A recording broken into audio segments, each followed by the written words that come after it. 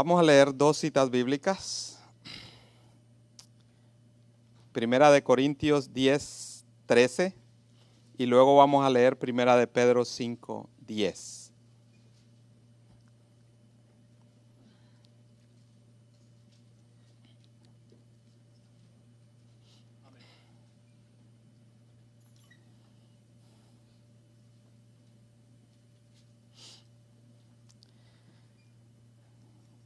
Listos. Leemos 1 Corintios 10, 13. No os ha sobrevenido ninguna tentación que no sea humana, pero fiel es Dios, que no os dejará ser tentados más de lo que podéis resistir, sino que dará también juntamente con la tentación la salida, para que podáis soportar. Ahora Primera de Pedro 5:10. Pedro es de los últimos libros del Nuevo Testamento.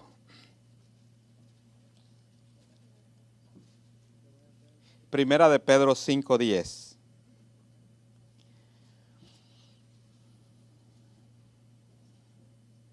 Leemos.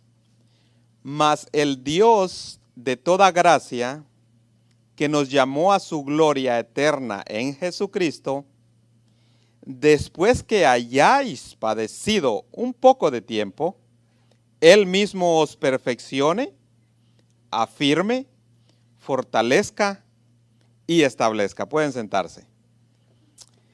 Damos gracias a Dios. Ya el pastor oró y le pido al Señor que ustedes también oren por mí, que Dios nos use, que Dios me use. ¿Y cuántos de ustedes han escuchado estas preguntas o se han hecho estas preguntas? ¿Por qué sufren los cristianos? Si Dios es bueno, ¿por qué tanta maldad? ¿Por qué de los desastres naturales donde muere tanta gente inocente? ¿Por qué hay personas que se mueren tan jóvenes? ¿Por qué a mí? ¿Por qué no me escuchas, oh Dios? ¿O dónde está Dios? Yo creo que en algún momento de nuestras vidas nosotros nos hemos hecho estas preguntas. El título de este sermón es La bendición de la aflicción. Ya más o menos lo captó por dónde vamos. La bendición de la aflicción o del sufrimiento. Vamos a ver qué dice la sagrada palabra al respecto. Y de antemano le informo que con la enseñanza de hoy no se le van a ir sus aflicciones. Vamos a aprender cómo sufrir bien. Porque la palabra nos enseña a sufrir bien. Hay muchas historias en la Biblia donde nos enseña a cómo sufrir. Entonces, una de las cosas más importantes para sufrir bien es el conocimiento de Dios. Si conocemos a Dios, vamos a sufrir bien. Y lo que vamos a hacer hoy es, vamos a ver las historias de ciertos personajes bíblicos, de cómo esta gente pasó por dificultades, por aflicciones, pero conocían a Dios. Y el conocimiento de Dios les hacía sufrir bien. Porque la verdad es que desde que nosotros nacemos, es una vida de aflicciones. El único tiempo que cada uno de nosotros estuvo bien en este planeta fueron 9 meses. Después de esos 9 meses, desde el momento que usted abrió los ojos, fue para quejarse quizás, para llorar. Así que vamos a ver todas estas cosas. Dice en Job 5:7, no lo busque, como las chispas se levantan por el aire, así nace el hombre para la aflicción. Así que el sufrimiento es parte de la vida. El sufrimiento nos enseña. En el sufrimiento nuestro Dios se glorifica. ¿Cuántos sabemos acá que Dios es amor? Que Dios es misericordioso, justo. Él lo sabe todo. Es soberano y nada se le escapa de sus manos. Si sabemos eso, entonces ya sabemos, ya no predico. Ahí está la clave, hermanos. Conocer a Dios, conocer todo acerca de Dios, eso nos ayudará bastante. Hay premisas en las Sagradas Escrituras. Una premisa es la afirmación o la idea que sirve de base a un razonamiento o discusión. De ahí partimos. Si nosotros tenemos esa premisa con nosotros en nuestra mente y nuestro corazón, vamos a entender el resto. Entonces, hay unas premisas que nosotros tenemos que conocer. Primera, y guárdela. El sufrimiento es un tema central en la vida y en la Escritura. Desde Génesis hasta Apocalipsis. Esa es la primera.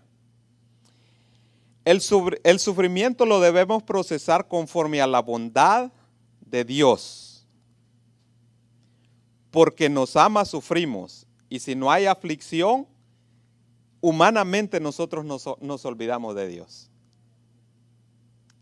Cuando nosotros estamos bien, hermanos, no hay oración.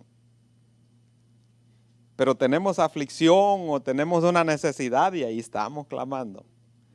Eso es así. Otra premisa, la fe verdadera no cuestiona a Dios. La fe verdadera reconoce que todo está bajo su control cuando hay aflicción en nuestras vidas.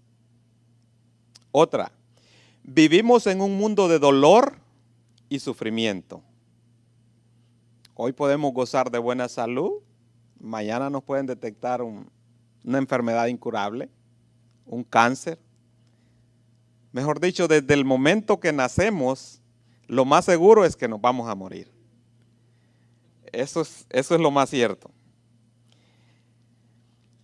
Otra premisa, Dios manifiesta su gloria cuando sufrimos.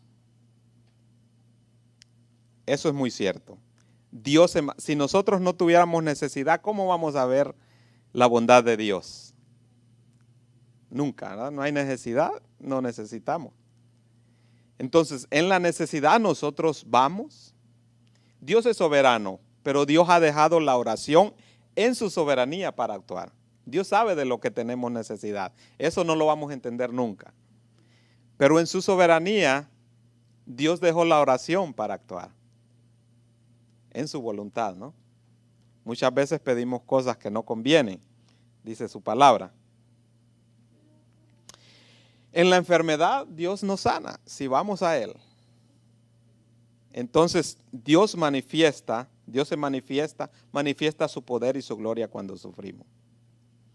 En ocasiones, Dios usa el dolor para su gloria. ¿Se acuerda de una historia en la Escritura, no? De Jesús y el ciego de nacimiento. Le preguntaron, ¿no? Los fariseos, ¿quién pecó? ¿Sus padres o este pecó o sus antepasados pecaron? Y el Señor le dice, no, para la gloria de Dios nació ciego. El nacer ciego fue la bendición más grande para este personaje. Fue su salvación. Él conoció a Dios y creyó en Jesús en aquel momento. Lea la historia y viera qué bonito. Dice que, la estuve leyendo y dice que los maestros de la ley, ¿no? Los fariseos y todos estos hombres, lo estuvieron interrogando, ¿no? Y él hablaba lo que Jesús había hecho. Al final, dice que él salió y él yo solo sé que me sanó, no sabía de Jesús. Y él les dijo, no, yo solo sé que él vino y me sanó.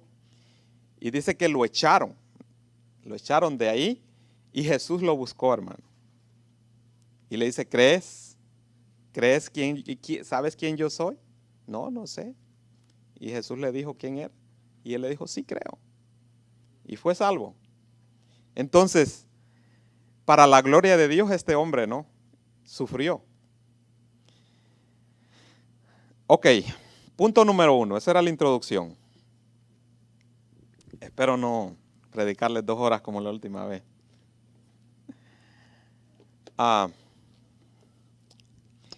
¿Por qué sufrimos? Sufrimos por nuestro pecado. Dios nos puede perdonar, pero las consecuencias de nuestro pecado muchas veces nos van a llegar. Otra cosa, ¿por qué sufrimos? Sufrimos por el pecado de otros. Hay personas malas, ¿no? Que nos hacen daño. Somos víctimas muchas veces, nos roban, nos hablan mal, nos maltratan. Sufrimos por la disciplina de Dios, el juicio de Dios. Dice la palabra que Dios al que ama, disciplina, ¿no? Y muchas veces la disciplina de Dios es justa, pero duele, ¿no? Y si no, veamos la vida de David, ¿no? Un hombre conforme al corazón de Dios, que fue disciplinado. Sufrimos por el pecado original también, ¿no?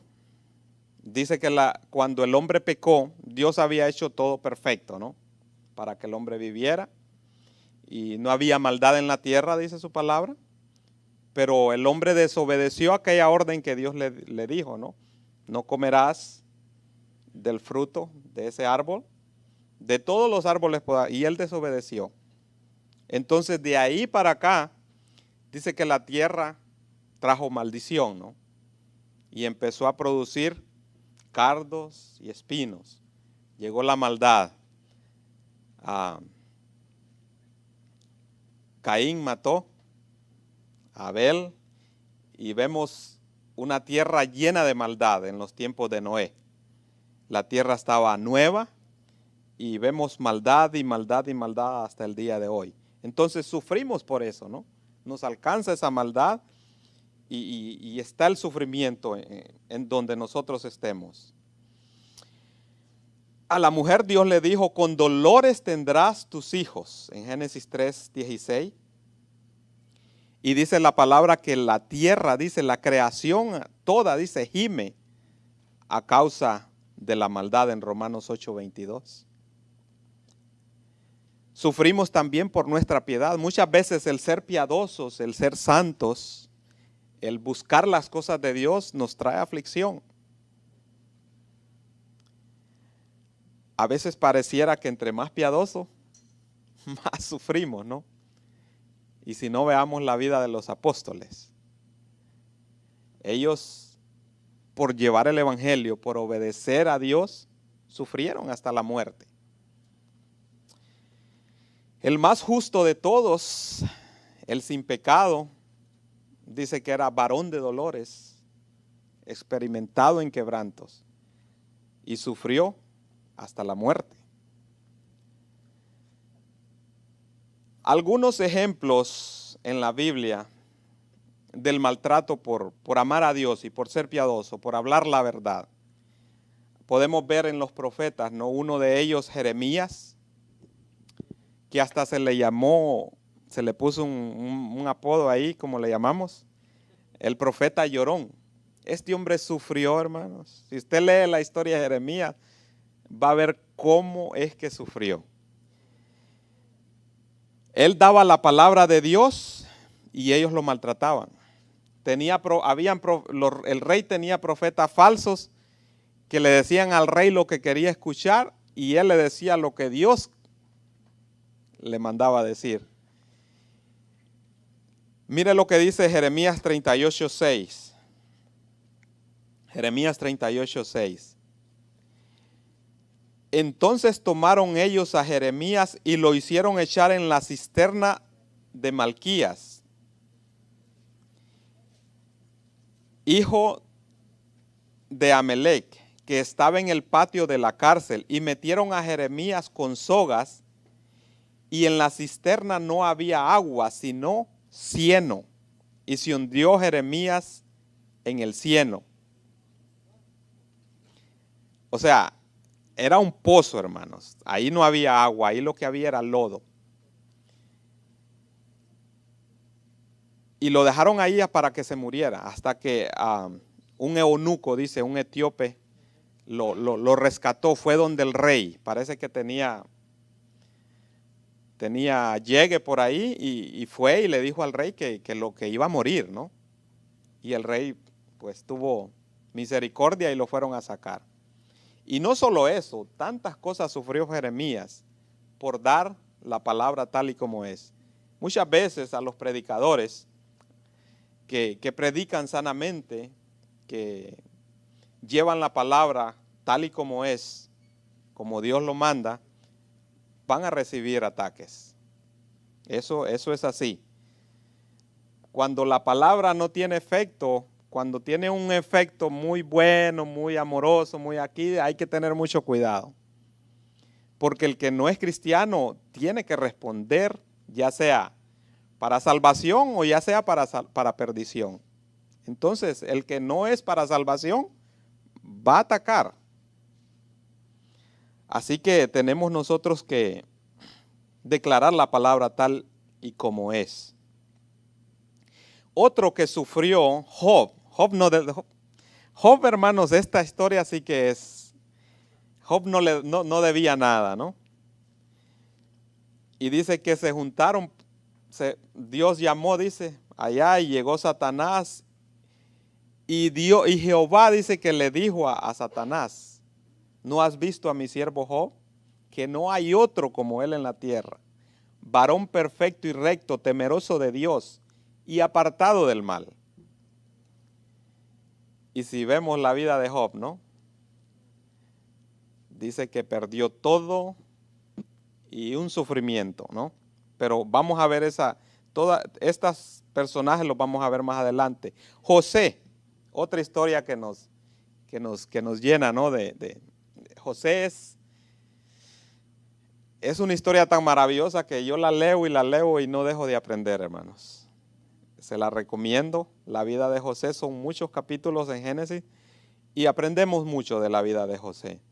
José, vendido a los 17 años, un jovencito odiado por sus hermanos, preso por muchos años, olvidado en la soledad y la separación de sus seres queridos. ¿Y todo para qué? Para cumplir el propósito de Dios. Simplemente para cumplir el propósito de Dios. Sufrió este joven. Pablo, el apóstol Pablo en el Nuevo Testamento. Pablo fue azotado, apedreado, naufragios, cárcel, un aguijón en la carne, dice, para que no se enorgulleciera. Y tantas cosas, ¿no?, que podemos aprender en la Biblia. Entonces, el sufrimiento es parte de la vida. El sufrimiento está en la Biblia. Y Dios se glorifica en eso. Así que no creamos que el sufrimiento es maldición no. Muchas veces Dios quiere que nosotros vayamos a Él por medio del sufrimiento. Ok. Ahora que ya sabemos que no hay nada de que pare de sufrir o tu mejor vida ahora, ¿no?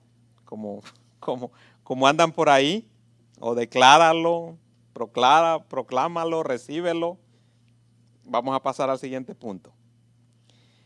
¿Cómo sufrir bien? Una de las premisas que le dije al principio es: el conocimiento de Dios nos ayuda a sufrir bien. Veremos estos tres personajes, a José, a Job y al apóstol Pablo. José conocía a Dios, hermanos. Y me encanta la vida de José, porque el propósito de Dios con José era preservar a su pueblo, ¿no?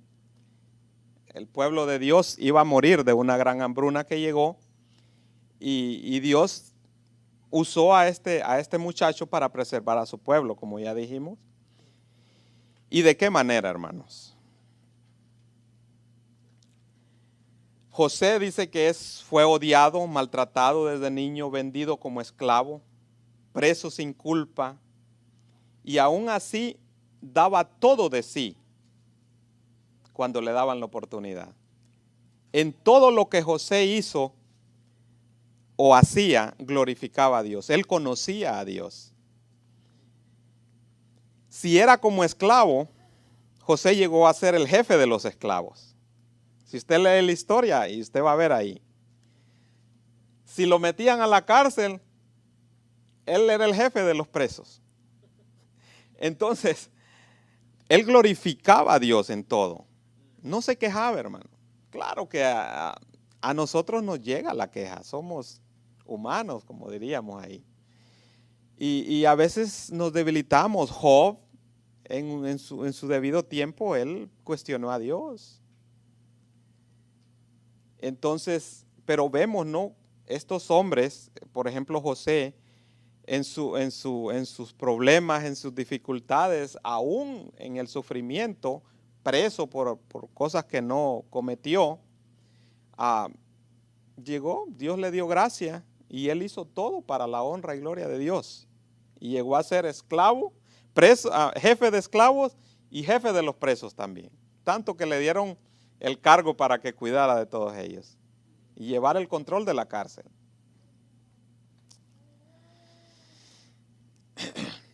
Mire Génesis 45, 4 al 5. Génesis 45, 4 al 5. Entonces dijo José a sus hermanos que lo habían vendido y lo habían maltratado: acercaos ahora a mí. Y ellos se acercaron, y él les dijo: yo soy José, vuestro hermano, al que vendisteis para Egipto. Ahora pues no os entristezcáis, ni os pese de haberme vendido acá, porque para preservación de vida me envió Dios delante de vosotros. ¿Conocía a Dios José? Claro que sí. Él conoció el propósito de Dios. Que Dios nos dé gracia, hermanos, que nos dé Dios la sabiduría para poder entender el por qué sufrimos. Y el conocimiento de Dios nos ayuda a sufrir bien. Ahora Job. Job es una historia de las más bellas de la Escritura. ¿Cuál era el propósito? ¿Cuál fue el propósito del libro de Job? El propósito del libro de Job no es Job en sí. El propósito del libro de Job es la soberanía de Dios actuando. Ahí vemos la soberanía de Dios en todo. Dice Job, piadoso, temeroso de Dios, y dice que una a una recibió malas noticias. Desde que Dios permitió que Satanás tomara el control de la vida de Job, dice que a una, y llegaban malas noticias, hasta que se le acabó todo. Y después de eso, no le basta, y también enfermo. Dice que una sarna maligna, dice que quedó casi el puro hueso. Se rascaba, dice, con un cepo, no sé qué será. Me imagino que como algo, como una lija, ¿no? Hasta sangrarse. O algo así, ¿no? De barro, ¿verdad? Wow. Imagínense la desesperación. Y dice que con todo y eso no pecó Job. Al final, ¿no? Temeroso de Dios. Job 1, 20 al 22. Si lo puede buscar.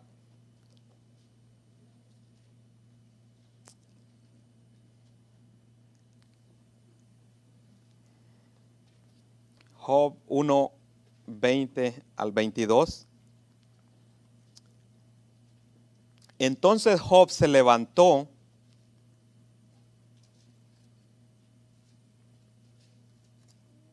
y rasgó su manto y rasuró su cabeza y se postró en tierra y adoró. Y dijo: Desnudo salí del vientre de mi madre y desnudo volveré allá. Jehová dio y Jehová quitó. Sea el nombre de Jehová bendito. En todo esto no pecó Job, ni atribuyó a Dios despropósito alguno. Amaba a Dios Job con todo su corazón. Y mire, al final hasta su esposa se volvió contra él a malaconsejarlo, ¿no?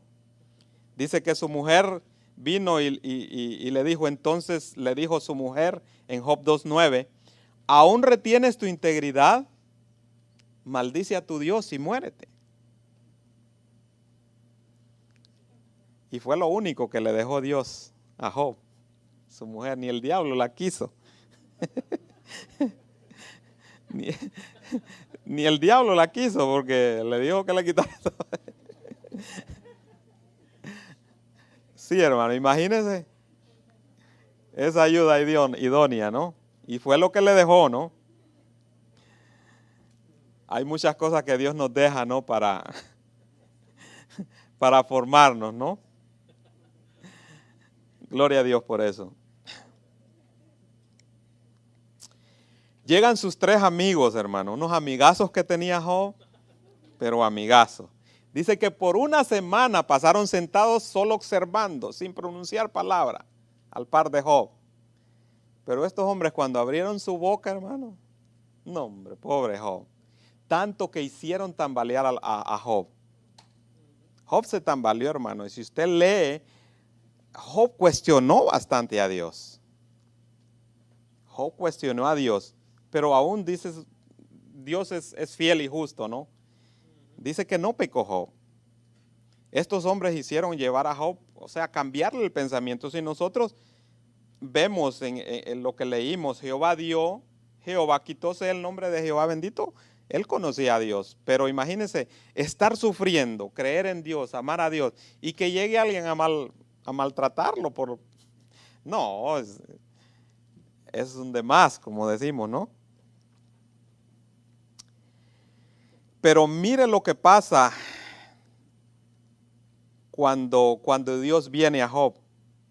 Dios le enseña a Job y del capítulo Job 42, 1 al 6 en adelante, Job 38, 39, 40 y 41, no lo lea, se lo dejo de tarea. El Señor le hizo más de 60 preguntas a Job para enseñarle. Más de 60 preguntas. Y si usted lee, no hombre, y mire lo que dice Job al final. Job 42, 1 al 6.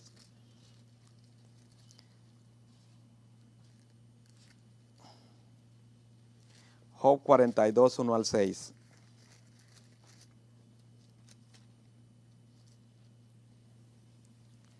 Después de que Dios le hizo todas estas preguntas, Job habló, hermano. Y respondió Job a Jehová y dijo, yo conozco que todo lo puedes y que no hay pensamiento que se esconda de ti. ¿Quién es el que oscurece el consejo sin entendimiento? Por tanto, yo hablaba lo que no entendía. Cosas demasiado maravillosas para mí que yo no comprendía. Oye, te ruego y hablaré y te preguntaré y tú me enseñarás. De oídas te había oído, mas ahora mis ojos te ven. Por tanto, me aborrezco y me arrepiento en polvo y ceniza. Qué maravilloso conocer a Dios de tal manera, ¿no? En tanto sufrimiento y expresarse así es maravilloso, hermanos. Pablo, el apóstol Pablo, otro personaje que conocía a Dios. Mire en Hechos 9, 13 al 16. No lo busque, se lo voy a leer. Entonces Ananías respondió, Señor, he oído de muchos acerca de este hombre, cuántos males ha hecho a tus santos en Jerusalén. Y aún aquí tiene autoridad de los principales sacerdotes para prender a todos los que invocan tu nombre. El Señor le dijo, ve, porque instrumento escogido me es este para llevar mi nombre en presencia de los gentiles y reyes y de los hijos de Israel, porque yo le mostraré cuánto le es necesario padecer por mi nombre. Para eso fue llamado, imagínense. ¿Y cómo padeció Pablo, hermanos? Como ya lo dijimos, persecución, azotes, cárcel, naufragio. Y mire qué maravilloso. Si usted lee la carta a Filipenses, una carta maravillosa, si usted la lee y no conoce el trasfondo histórico de la vida de Pablo, usted va a creer que Pablo estaba en una playa o en un paraíso escribiendo. Y Pablo está preso, hermano, en Roma. Y si usted va y busca cómo eran las cárceles de Roma, hermano, eran subterráneas, húmedas. Y dice que los presos los amarraban a la pared y les amarraban sus pies al cepo, dice. Pablo, hermanos, no está en un paraíso. Si nosotros leemos la carta a los filipenses, y las palabras que más resaltan en Filipenses son alégrense y estad siempre gozosos. Alegraos, gócense. ¿Se imagina? Escribir así en esa aflicción. Necesitamos conocer a Dios como Pablo, ¿no? El Señor dice que en un sueño o en una visión, Pablo no lo sabe, pero dice que el Señor le mostró cosas maravillosas a Pablo. Pero para que Pablo no se enaltezca, dice, y anduviera contando su testimonio de iglesia en iglesia, sino que hablara del Evangelio de Cristo, dice que Dios, después de ese maravilloso lugar que le mostró, le puso un aguijón en su carne. Mire lo que dice 2 Corintios 12, 1 al 10. A mí me encanta, si usted le pone mucha atención a este pasaje, cómo se expresa el apóstol Pablo. 2 Corintios 12, 1 al 10. Ciertamente no me conviene gloriarme, pero vendré a las visiones y a las revelaciones del Señor. Conozco a un hombre en Cristo que hace 14 años, si en cuerpo no lo sé, si fuera del cuerpo no lo sé, Dios lo sabe. Fue arrebatado hasta el tercer cielo. Y conozco al tal hombre, si en cuerpo o fuera del cuerpo no lo sé, Dios lo sabe, que fue arrebatado al paraíso, donde oyó palabras inefables que no le es dado al hombre expresar. De tal hombre me gloriaré, pero de mí mismo en nada me gloriaré, sino en mis debilidades. Sin embargo, si quisiera gloriarme, no sería insensato, porque diría la verdad. O sea, él diría la verdad, pero lo dejo para que nadie piense de mí más de lo que en mí ve o oye de mí. Y para que la grandeza de las revelaciones no me exaltase desmedidamente, me fue dado un aguijón en mi carne, un mensajero de Satanás que me abofetee, para que no me enaltezca sobremanera. Ese era sufrimiento, hermano.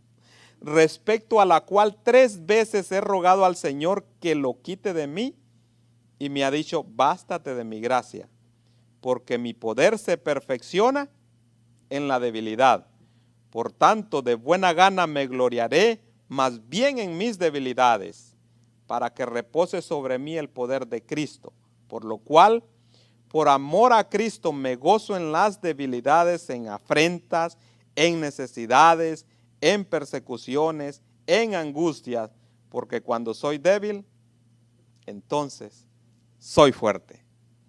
Sabía sufrir Pablo, como nosotros. No, hombre, la primera estamos ahí. tenemos que aprender a sufrir. El conocimiento de Dios nos ayuda a sufrir, hermano. Vamos a entender la bendición del sufrimiento. Y mire qué maravilloso este hombre, se le fueron reveladas cosas maravillosas, dice, que hasta se le dijo no cuentes. Y hoy cualquiera tiene un sueño ahí, una pesadilla y anda de iglesia en iglesia, hasta gira agarran, hermano. Y aquí en Estados Unidos más, porque aquí les dan buenas ofrendas. Y se olvidan del Evangelio de Cristo. Entonces tenemos que tener mucho cuidado. Hoy hay testimonio de que fui al cielo, que fui al infierno, que no sé, y se olvidan del Evangelio. Tenemos que proclamar el Evangelio de Cristo, el que está escrito. Tengamos mucho cuidado. Mire lo que escribió Pablo en Colosenses 1, 24, 25, no lo busque. Ahora me gozo en lo que padezco por vosotros y cumplo en mi carne lo que falta de las aflicciones, oiga bien, lo que falta de las aflicciones de Cristo por su cuerpo, que es la iglesia, de la cual fui hecho ministro según la administración de Dios que me fue dada para con vosotros, para que anuncie cumplidamente la palabra de Dios. Ahora me gozo, dice, en lo que padezco por vosotros. O sea, él no se quejaba, hermano. Él se alegraba de que por llevar el evangelio, por los hermanos, él sufría. Pablo cuando iba, ¿no?, a la misión, Pablo no preguntaba cómo están los hoteles acá, ¿no?, las cárceles. Sí, Pablo donde iba lo metían preso. O tanto que él pedía a Dios, si usted lee Hechos y todas las cartas, usted va a ver que Pablo ansiaba, pero ansiaba con todo su corazón ir a Roma. ¿Y sabe cómo se le concedió ir a Roma? Escoltado, hermano, y atado de manos, preso. Así Dios le concedió ir a Roma y por eso tenemos el libro a los romanos, el maravilloso libro a los romanos, donde nos explica la justicia de Dios. Pablo conocía a Dios y por eso sufría así. El último punto, el sufrimiento, el mayor instrumento de Dios para atraernos a Él. El mayor instrumento de Dios para atraernos a Él. Mire lo que dice Amós, se lo voy a leer, solo póngale atención. Amós 4, 6 al 12. Mire cómo Dios ama y cómo Dios usa el sufrimiento para atraernos a Él. Amós 4, 6 al 12. Os hice estar a diente limpio. Significa hambre. No comieron. En todas vuestras ciudades, y hubo falta de pan en todos vuestros pueblos, mas no os volviste a mí, dice Jehová. ¿Se imagina? También os detuve la lluvia 3 meses antes de la siega, o sea, antes de la cosecha, e hice llover sobre una ciudad y sobre otra ciudad no hice llover. Sobre una parte llovió y la parte sobre la cual no llovió se secó. Y venían 2 o 3 ciudades a una ciudad para beber agua y no se saciaban. Oiga lo que dice, con todo no os volviste a mí, dice Jehová. Os herí con viento solano, con huracán, hermano, o con aruga, o langosta, plaga. Devoró vuestros muchos huertos y vuestras viñas, y vuestras higuerales y vuestros olivares, pero nunca os volviste a mí, dice Jehová. Envié contra vosotros mortandad, tal como en Egipto. Maté a espada a vuestros jóvenes, hubo guerras, hermano, con cautiverio de vuestros caballos, e hice subir el hedor de vuestros campamentos hasta vuestras narices, mas no os volvisteis a mí, dice Jehová. Os trastorné como cuando Dios trastornó a Sodoma y Gomorra, y fuisteis como tizón escapado del fuego. Mas otra vez no os volviste a mí, dice Jehová. Pero Dios no se cansa, hermano. Por tanto, de esta manera te haré a ti, oh Israel, y porque te he de hacer esto, prepárate para venir al encuentro de tu Dios, oh Israel. O sea, de que te traigo, te traigo. Prepárate para venir al encuentro de tu Dios, oh Israel. Si ve cuántas cosas les mandó Dios y no se volvían, pero el Señor promete que viene con él. Conclusión. Romanos 8, 28 y 29 dice, y sabemos que los que aman a Dios, todas las cosas les ayudan a bien. Esto es, a los que conforme a su propósito son llamados. Porque a los que antes conoció, también los predestinó para que fuesen hechos conforme a la imagen de su Hijo, para que Él sea el primogénito entre muchos hermanos. Si usted analiza bien estos dos versículos, encontramos una gran bendición y una gran promesa. La bendición de estos dos versículos es que todo obra para bien, para aquellos que están en Cristo. Y la promesa de todo eso es ser hecho conforme a la imagen de su Hijo. Santificarnos, purificarnos, buscar su rostro, darle gloria al que lo merece. Santiago 1, 2, 4 dice, hermanos míos, tened por sumo gozo cuando os halléis en una prueba. Tened por sumo gozo cuando os halléis en diversas pruebas. Muchas veces a nosotros no nos llega una, hermano, nos llegan todas, así el puño. Y dice que tengamos por sumo gozo cuando os halléis en diversas pruebas, sabiendo que la prueba de vuestra fe produce paciencia. Mas tenga la paciencia su obra completa, para que seáis perfectos y cabales, sin que os falte alguna cosa. Bueno me es haber sido humillado, para que aprenda tus estatutos, dijo el salmista. Salmo 119, 71. Bueno me es haber sido humillado, para que aprenda tus estatutos. 1 Corintios 10, 13 dice, no os ha sobrevenido ninguna tentación que no sea humana, pero fiel es Dios, que no os dejará ser tentado más de lo que podáis resistir, sino que dará también juntamente con la tentación la salida para que podáis soportar. ¿Podemos pedir a Dios que nos quite la aflicción, el sufrimiento, hermano? Claro. La mayoría de los sufrimientos y de las cosas malas que a nosotros nos llegan es para que nos acerquemos a Dios. Jesús pidió. Pablo lo hizo. Job lo hizo.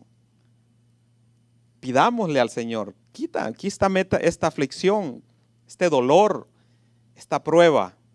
Y si está en su voluntad, Él lo hará. Y si no, Él dará con la prueba la salida. Pero el sufrimiento quebranta nuestro orgullo, hermanos. El sufrimiento quebranta nuestro orgullo.